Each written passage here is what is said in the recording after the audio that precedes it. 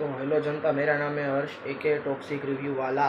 तो आज हम बात करने वाले हैं बवाल, भौकाल और खून खराबे की हद पार कर देने वाली सीरीज़ मिर्ज़ापुर सीज़न 3 के बारे में। मिर्ज़ापुर का सीज़न 1 आइकॉनिक है, वेब सीरीज़ की दुनिया में उसकी अलग ही वैल्यू है। सीज़न 2 भी माइंड गेम और पॉलिटिक्स के साथ बहुत ही अच्छा खेलता है। आपको सीज़न 3 में 5 मिनट का सीज़न 1 और 2 का छोटा सा रिकैप मिल जाएगा, जो कि बहुत ही अच्छी बात है, जिससे आपको स्टोरी समझने में आसानी रहती है। कैसा है ये सीज़न, तो आइए बात करते हैं। जो 4 साल की हमारा वेट था वो वर्दी है या नहीं। अगर आप ये सीरीज़ बिंज वॉच करोगे तो आपको अलग ही मज़ा आएगा।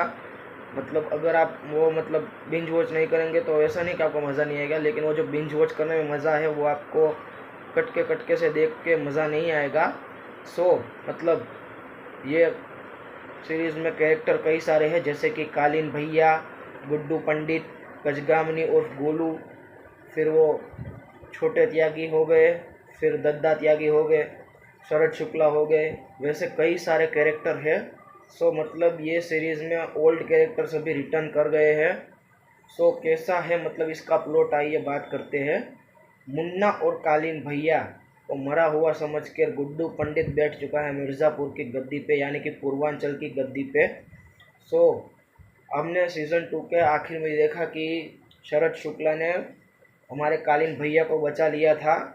गुड्डू अभी उनको ढूंढ रहा है, लेकिन वो किसी को मिल नहीं रहे हैं कालीन भैया।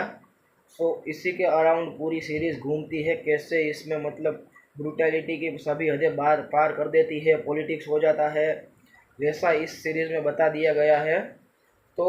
ये सीरीज़ यहीं पर नहीं रुकती, इसका एक और सीज़न आएगा, जो कि कब आएगा किसी को भी नहीं पता। लेकिन ये मूवी का एक एपिसोड मोटा पकड़ के चलो तो 45 या 50 मिनट का होगा, यानी कि 1 घंटा मान लो।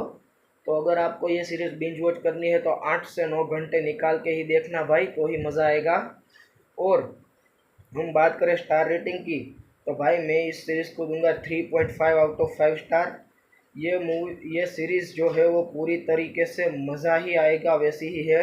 इसलिए मिलते हैं किसी अगले रिएक्शन और रिव्यू या फिर मूवी रिव्यू में। जय हिंद, जय भारत, जय श्री राम।